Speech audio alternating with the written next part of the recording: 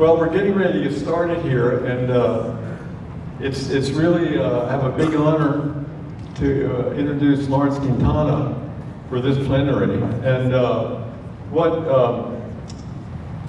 I want to say, at Cornerstones Community Partnerships, I started working there in 2009 at Cornerstones, and that was a troubled time and all of that. But the main thing, and one reason why I joined Cornerstones, and I've been volunteering for many years at Cornerstone, was the involvement with community.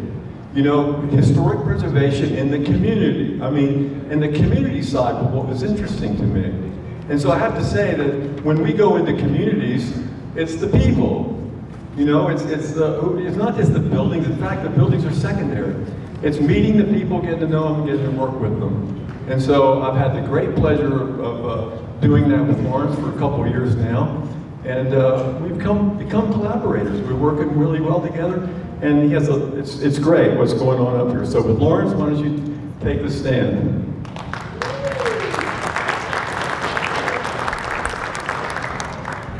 Good afternoon. I hope you had a good lunch. I needed that lunch because I got in from the ranch. I already fed chickens and fed the dogs and fed the cats. Got in here and I had a cup of coffee and one pastry, and that didn't hold me. I needed this lunch, so it was important.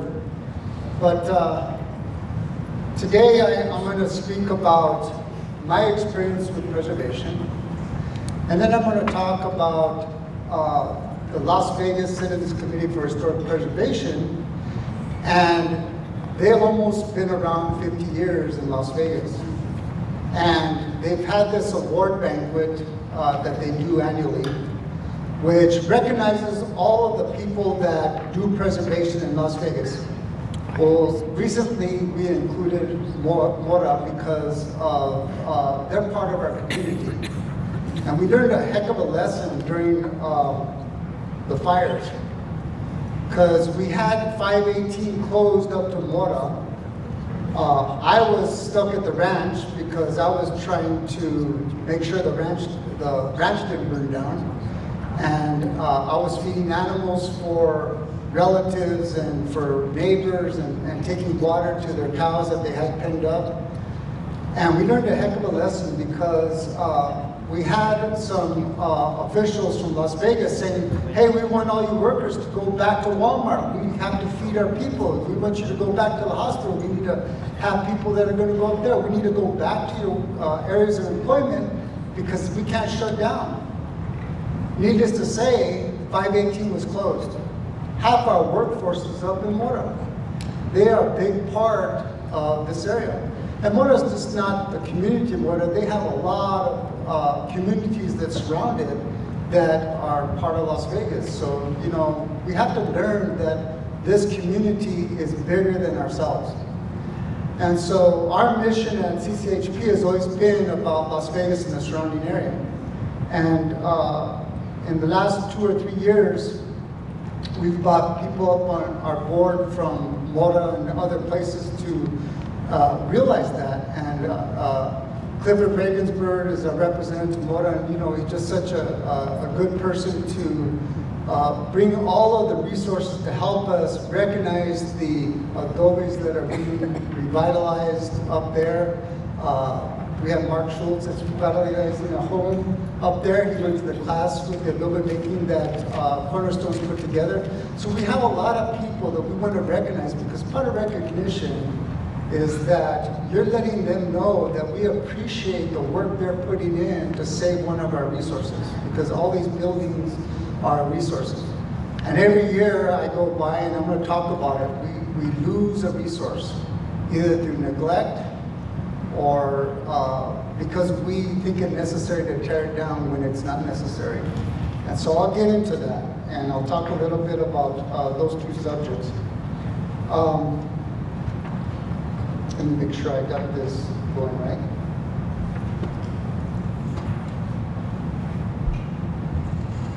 Got to turn it on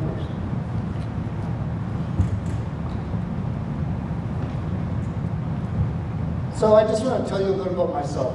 You know, I was born and raised in Las Vegas.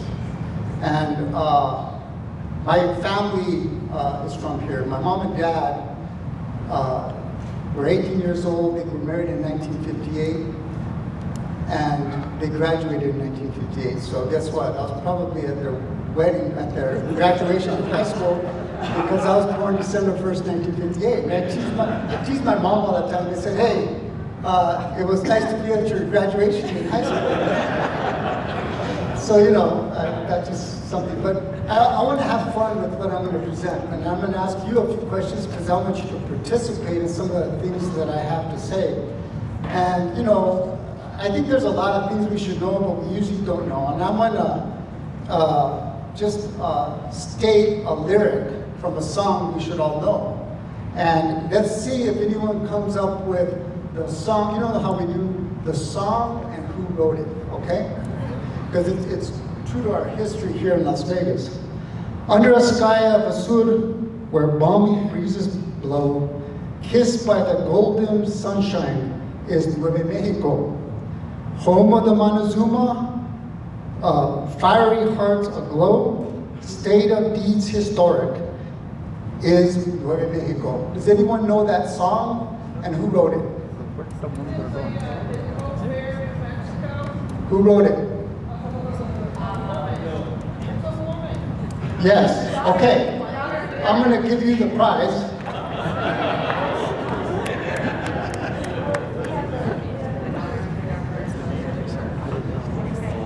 I'm going to give you 2 books, and these are 2 books written by Pat Hoverson, and they are books. The person that wrote this was Elizabeth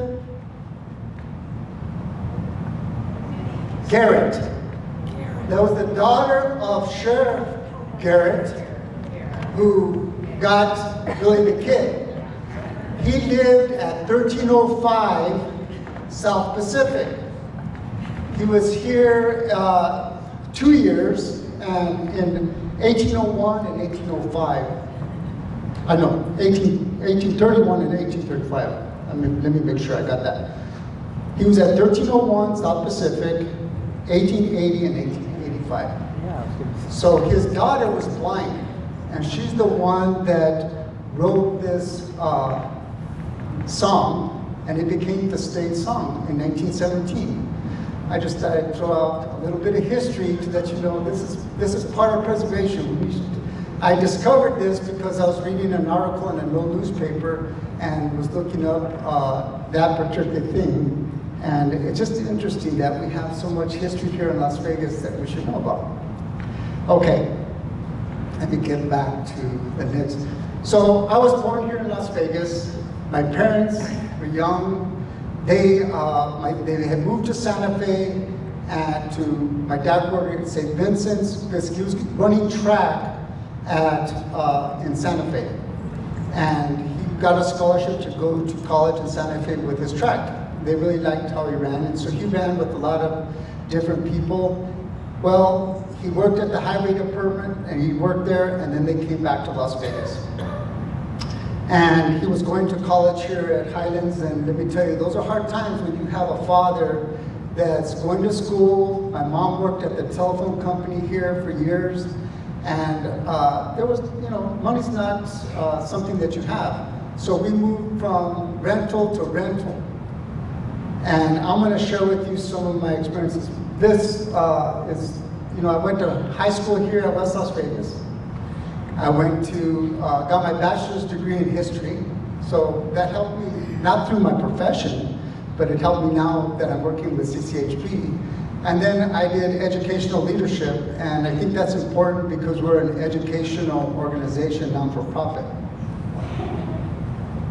So I'm going to tell you a little bit about preservation and my experience with it. I'm going to tell you a little bit about how the city got to all 900 historic buildings and the challenge we have to preserving them, because the whole community came together, and a lot of this was done prior to the Bicentennial Committee. There's a lot of things that happened before that, but the Bicentennial Committee was a time frame when they made a obligation to do restoration in Las Vegas. And since then, a lot of things have happened. You know, when I was going to high school in 1976, 1977, walking through Old Town was a challenge. Sometimes you didn't walk, you ran, you know, because all the buildings were dilapidated, and you know, the two sides of the community were not always friendly. So it was tough times, but since then, I'm going to show you a little bit of the restoration. I'm going to save this till later. I have another question to ask, but that has to do with the 1910 Delegate Constitutional Convention. I'll ask you that after in a few.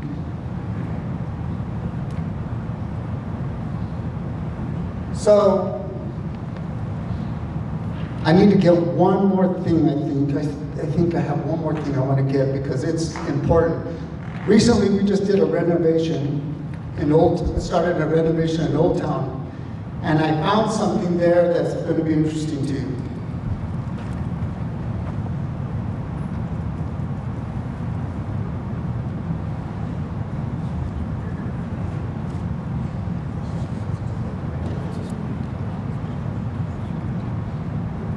You know, you find these treasures when you're looking at preservation. And going through this building, it's an old adobe building that I'm going to show you later on. Because I found an article that's very relevant to preservation. And it was an article written in a 1942 Reader's Digest. And it was on the first page. And here I am, I found this. I like to look at any kind of written document that I find in these things. And it talks about Christmas Day, 1776.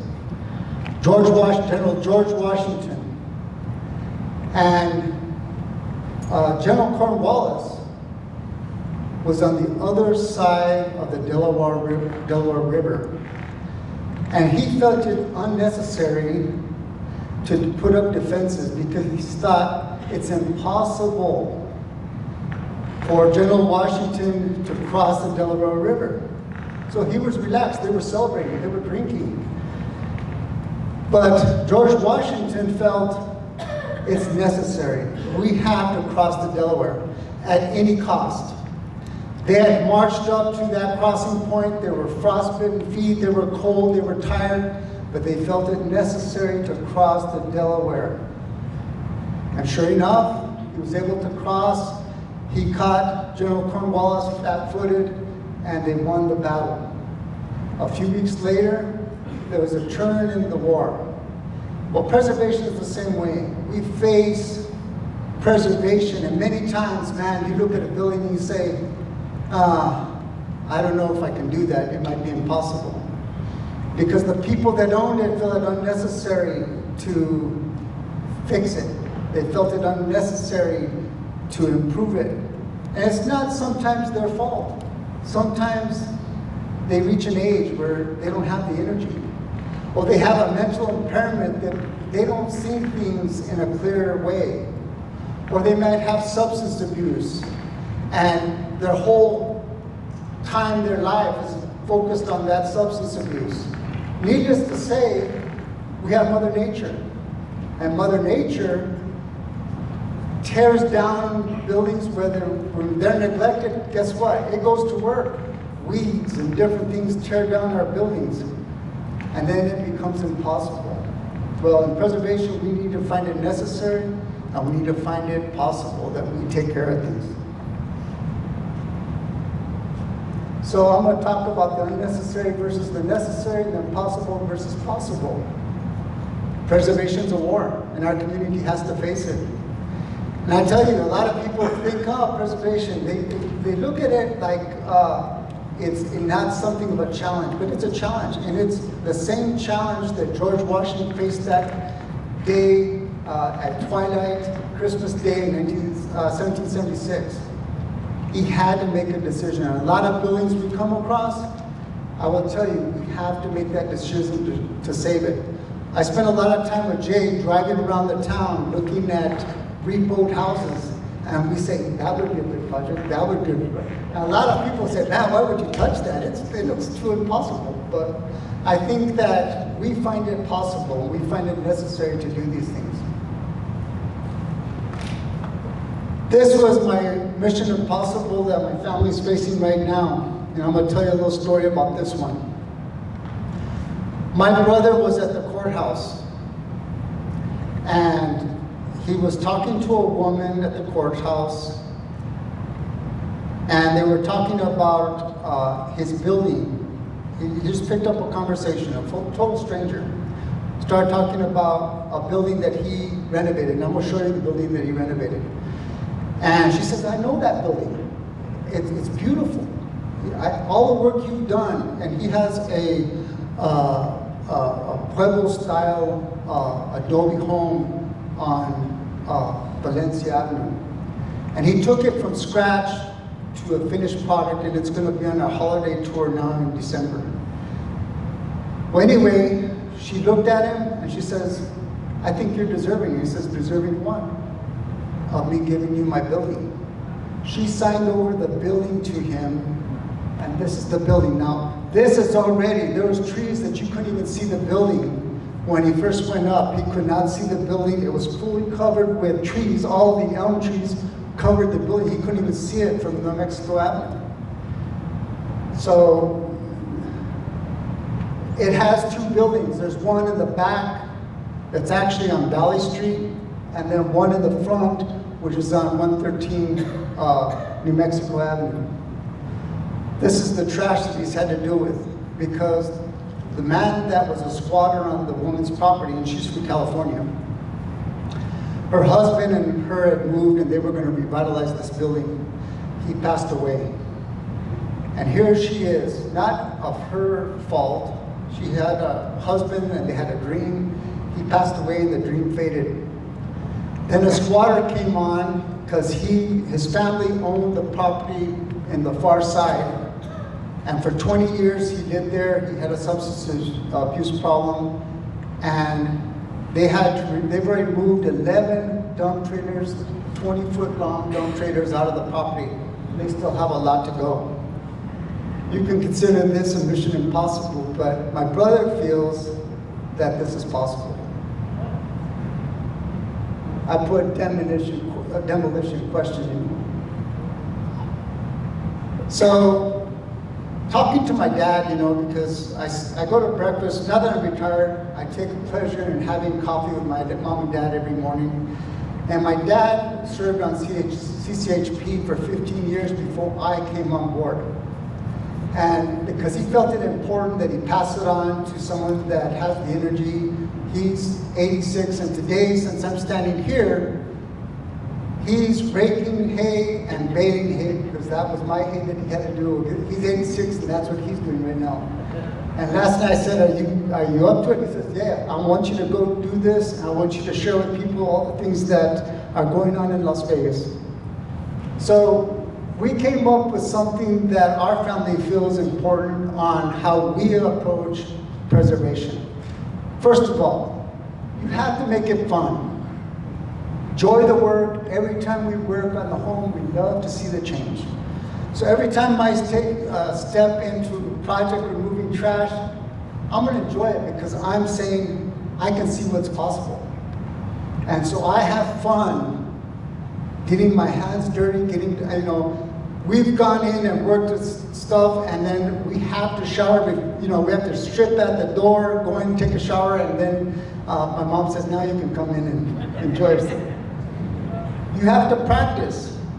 One of the things I learned at doing the Adobe project up at Luna Community College, we had women coming in and they wanted to participate in learning how to do Adobe. Well, guess what? Some of them never used a skill saw. So I had one individual from Santa Fe that came up. I showed her how to use the skill saw. Next thing, I couldn't take away that skill saw. She wanted to do it over and over and over again, and all day long, she was the one that was cutting all the plywood, all the boards, and guess what? She learned how to use the skill saw. So we have to practice at it. None of us are experts at what we do in preservation. We practice, practice, practice.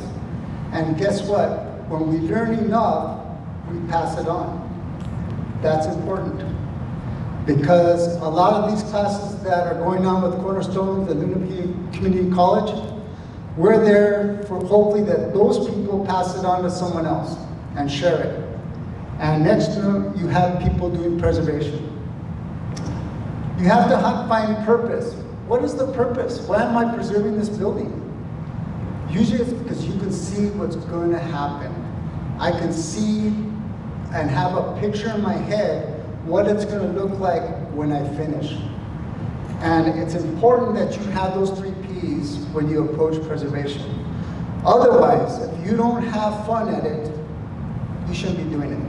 If you don't desire to make things better and practice at it, you shouldn't be doing it. Because it is something that you have to enjoy, you practice at it, and you find purpose in it.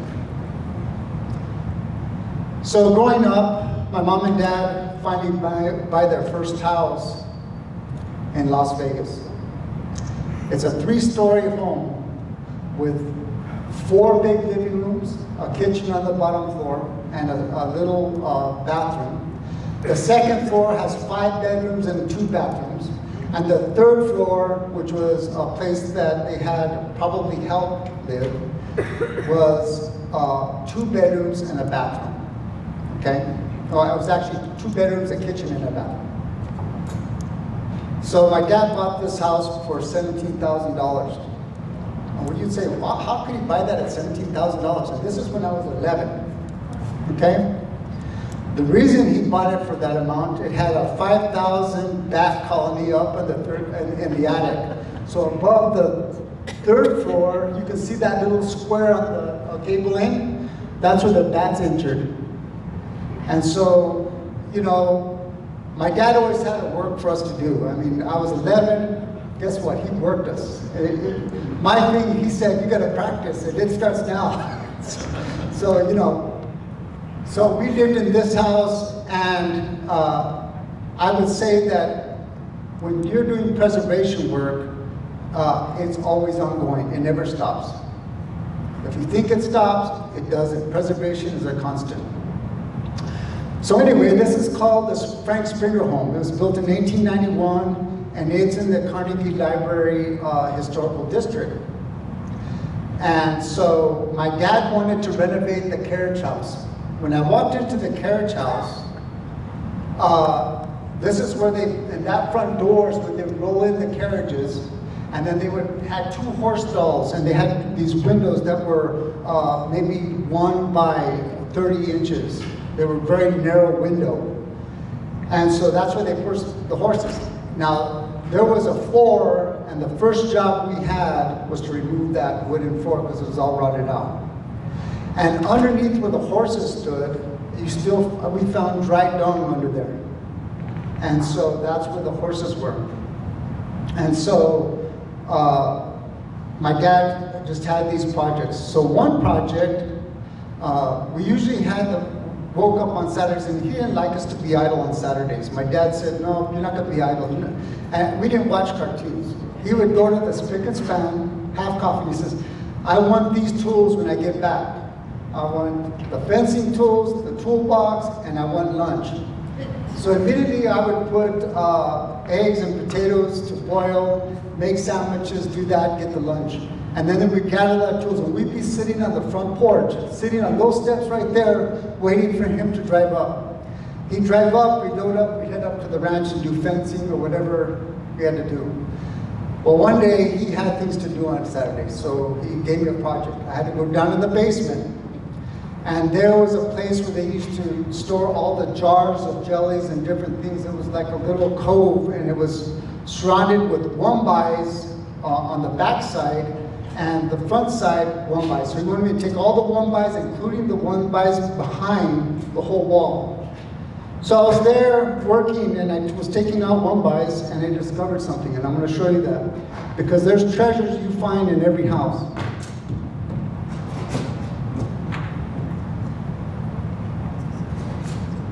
What do you think this is? A sword.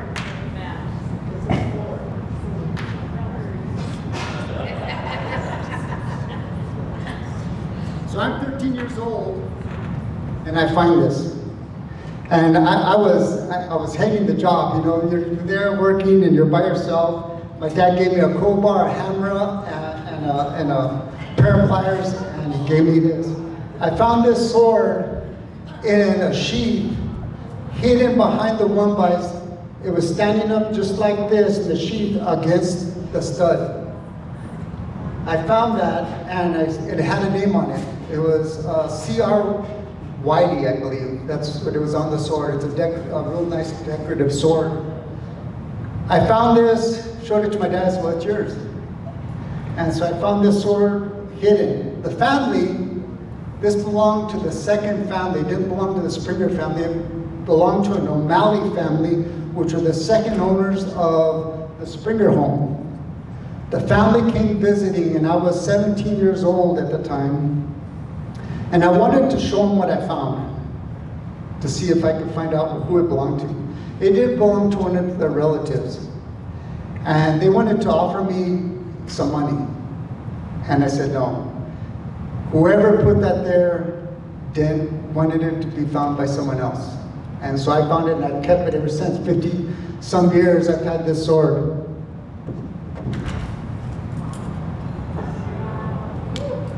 Very nice.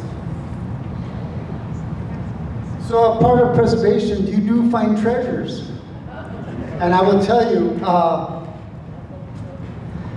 I have found several treasures in the stuff that I've done, and these are just some of the ones. I found a World War I victory medal in one adobe I'm going to show you. I found one right outside the adobe wall, and it was very interesting. So before I start telling you about the carriage house, I want to just mention a few things about the carriage house. So I belong to the design review board. And on the design review board, when someone's going to do a historical home, to renovate it or do anything, we have guidelines that say, hey, this is what you have to do. Well, this carriage house had no floor, it had no foundation. And so my dad wanted to pick it up and move it, and he says, if you move it, you have to meet the guidelines where you have to move it in 5 feet. Well, he didn't want to do that because it would take away the house.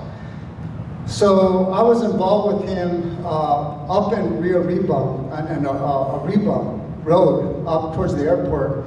There were some old railroad cattle corrals there, and they had the best posts and everything. Well, he took two or three of those posts, and he built them so that he could lift the whole building up. And the wind was moving it as he jacked up the building, and it was up about maybe 1.5 feet. And then he poured his footing and put it right back down. But he abided by the design review board, but he found a solution to do it. And he renovated this into 2 apartments. When I was going to college, I stayed in one of the apartments. So, you know, my dad was always thinking, and when it came to preservation, he found solutions to every little thing. So we all participated. I have 3 brothers. I had a Down syndrome brother, and I had 2 other brothers that always participated. My Down syndrome brother usually guarded the gas and oil, the chainsaw, or he guarded lunch. You know, so he had some important job, and he would bring water into us. So he always had the job. He participated. If we were lifting things, he wanted to work, so we incorporated the whole family. So it's important. But this project was a pleasure. My dad bought it for $17,000, and when I was 18, they wanted to move back up to the ranch. They sold it for $170,000. And so you can see it recently just sold for over $500,000, and the new owners took it on. So it's nice to go talk to these owners and see what they've improved. Not all the preservation was done when my dad was there. It's still ongoing. Everybody that has lived there has done something to preserve this building. So it's still standing, and it's a great place to live. I have a lot of fond memories there.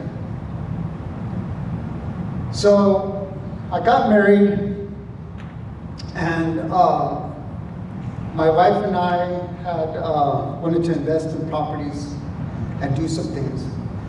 Now, in Las Vegas, we had an organization called Plaza Vieja. And Elmo was one of the people that worked on that. He had Whit Slick, he had just a few other people that were working on this organization and I think he talked about it. You know, they had rose funds, they did things. Well, they had 15 buildings, and let me tell you, you see the way Old Town looked? It looked different because when they sold us the store, it was painted, it was in good condition, it didn't have the canopies, and we've done work on all the sewage and the intake of water on both ends of the building. But it was in good condition, it was preserved. We've taken it on a little bit further, we've fixed the roof, we've done a few things. We had to go in because the roof needed stabilization, we've done some things. Preservation continues. But you can see the revitalization efforts between the pictures. Well, Plaza Vieja was the catalyst that got preservation going. This group of people had 15 buildings that people could buy, and we bought it at a really affordable rate. It was a good investment, and now it's something that we own, and we enjoy the fact that they gave us that opportunity. It was a good investment. But it takes organizations that want to invest back into the community and take those things that get things moving. And so we're going to show an example of some of the buildings and efforts that we're doing. Right now, last night, UNICAT had a gathering, Chamber of Commerce sponsors a monthly get-together. So I walk in and, you know, the place looks fabulous.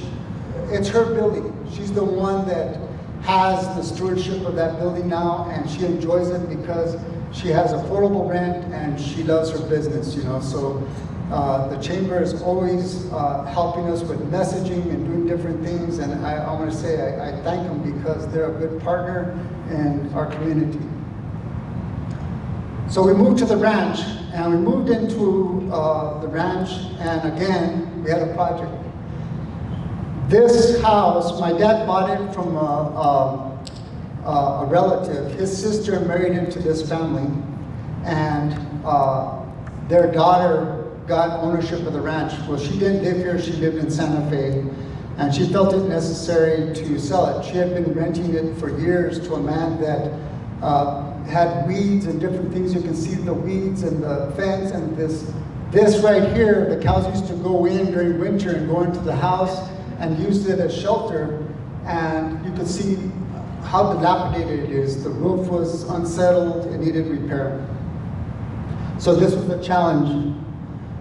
And so this is what it looks like today. We went in, we took off the roof, we put cement to stabilize the home, we took all the dirt off the roof, we had to stabilize the roofs with vigas. So my dad did carvings on the vigas and did different things on the vigas, but we participated and did the preservation of this building. And it looked impossible, but it was possible. This was another building. This is where the Jaramillos lived. And as a boy, my dad would go to this ranch and work for Mr. Jaramillo. He would and he had an immaculate ranch. You know, everything was in its place. He had it, but for years it was neglected and things went down. So this is what the home looked like, and this is when they started rehabbing it. They put a roof on it because the walls were starting to get ruined by the water. And so they had to stabilize that. So my dad's completely renovated that place, and this is what it looks like today.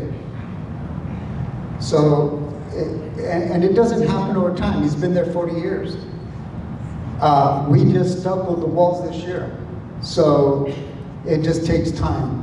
You know, preservation takes a while. But he had a dream, he had a picture, and he kept at it. So remember I told you my brother that just got handed this property. I lived right across the street for years from this property. And my brother, my wife was a realtor, and this was a repo. It was, this house sold for $40,000. And so he made the investment. He was working up in New York. He was wanting to come back, and he bought it. This was a $40,000 purchase up there, and you can see what it looks like.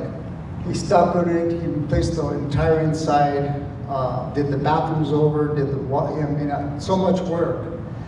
But he restored the building to where it looks fabulous. And he is I say he's one of these guys that he wants to get every little detail done. But he was working, and he would go, come back from New York, work 2 weeks, go back to New York. And now that he's retired, he's finishing off some of the inside because they're going to be on a holiday tour, so he can show off all the work that he's done in the home and share it with the community. He was recognized for this and given an award for this, and now he's sharing it with the community so they can see what he's done to this building. And that's important that we share our success stories, because without that, no one knows. And you have people that have that fear of doing it when it's really possible. So right now I'm going to go back. I'm going to give another award, but let me go back, okay? I'm going to go back to a question.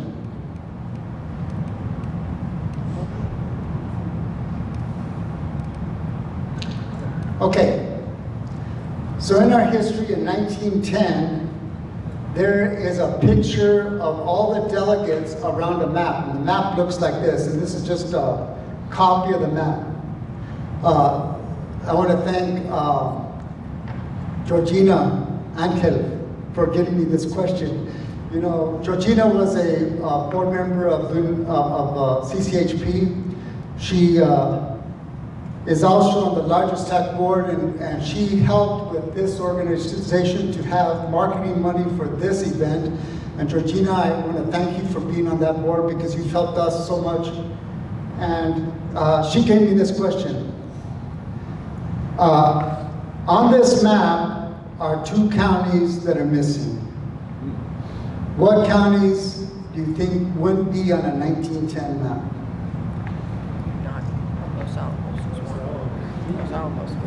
Los Alamos is one of them. Who said that? Los Alamos one. It's another one down south, right, Georgina? It's actually It's up north, right? Quay County. Who said that? I did. Okay. I'm gonna give Jerry Jerry, you don't count. I have to buy you a beer sometime. Actually, it's not Quay. What is it? It's there. They took a section of Quay County and made another. So what's the county? Does anybody know? Los Alamos, what's the other one? Los Alamos was the last county.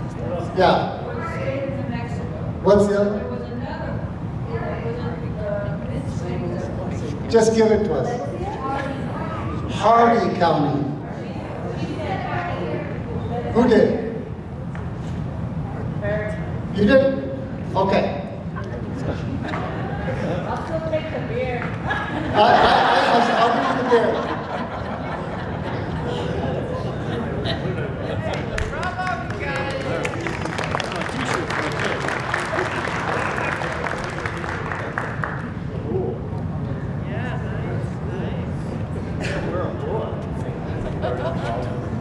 How much do you have? Okay, I'm going to move on. Okay, I'm running out of time. I thought this was going to be a lot of time. I'm going to get back into CCHP now. So this is where CCHP's house. We own our own building. We purchased our own building, and you know, it's nice to have your own building as a non-for-profit, but it's our home, and we have our collection there that we're doing a lot of work. We've worked with DRB on different things. We've done a lot of pamphlets for helping preservation. Catstick did one of our books that we're going to update. That's one of our projects we're going to work with. And it's called Preservation Primer. It has a lot of good information getting people to get started on preservation. We're going to update this book. Catstick was the president at the time and worked on that. And it's a book that's really helpful. When I found it, the city of Las Vegas had a copy of it. I could not find it at CCHP, but we found it and we're going to update it. But we've worked with Design Review Board, who's very important because they're the ones that are the gate guarders of people going in and changing the building so much that we don't recognize it.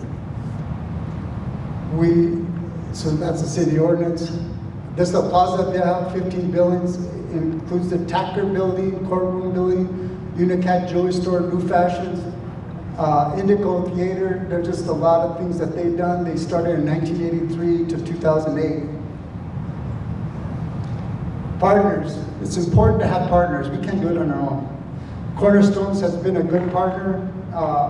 We've worked with them on a lot of things, and it's good because we're an educational organization. They're educational, but they like do a lot of bricks and mortar through education, and that to me is a big plus to do things. So we've done a lot of things with those partners. Luna Community College, Highlands University. Unalva college students come up and want a tour. I talk to all these foreign students about the importance of history here in Las Vegas. I talk to them about a lot of different things, the building styles, different things. But we have to teach our youth, and this is part of preservation. This is my granddaughter and my grandson. They participate in farming, they participate in adobe making. I want them to learn preservation starting at this age. She has a blue corn that she just picked up, and she helped me pick up pumpkins and blue hubbards. They participate in things because they're the ones that need to learn preservation. And if you start them early, they start wanting to do it when they're older. We'll be celebrating our 50-year anniversary. The grassroots level doesn't start when you get incorporated. If you're thinking of starting a non-for-profit, it starts when you start meeting with your grassroots and start from there, because that's important. And then things come together, and then you become an organization. Next thing you know, you've been there 50 years, and you have to start talking about things you've done. This is a celebration, an annual awards banquet that we had at the Buffalo Hall. And we recognize people, and you can see the smiles on their face when they're getting these awards for the work that they've done. Ernestine and Tom Clayton, we recognize them. This is the plaque that they have on their building so that on tours, they have something to read that's historical, and it says who did it, who preserved that building and the work that they did. And we want to say thank you from them, because our community would not have a broken down building on Railroad if it wasn't recognized. This is the old trolley barn, horse-drawn trolley barn. On one side, we had Dennis Nathan that restored the main building, and you had Isaac Sandoval who restored the horse stalls.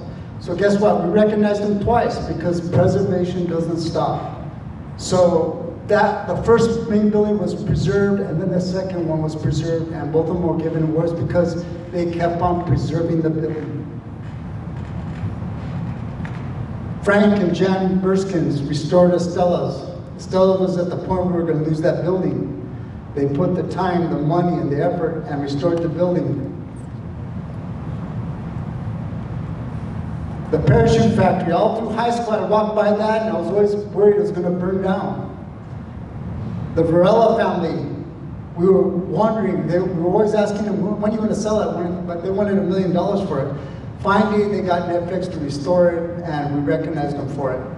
But now they are renting it to Netflix, and we just have a movie that was done there. What movie does anyone know what movie's being filmed there? I know you haven't read this book. That's right at the Pony Express. That's right at the Pony Express. a guy that lives in Santa Fe rode from Missouri all the way to California and for the Pony Express. And then we started recognizing Mora. This is one of theirs that they're working on. It's not done, but preservation's ongoing. And so this is the St. Baines Mill. And we're including Mora because there's a lot of preservation going on there. I'm waiting for Mark to finish his building so we can recognize him. He has a lot of work to do. But anyway, that's sort of what my view of preservation and my life with this. And I want to thank all of the board that's here. I have Jerry, Angie, and I just want to recognize them for all the stuff that they do. Clifford, and we have an 8-man board, and they do all this volunteer work. Our next project is going to be our holiday tour, which is December 4th, and then we have our annual Works Banquet in January.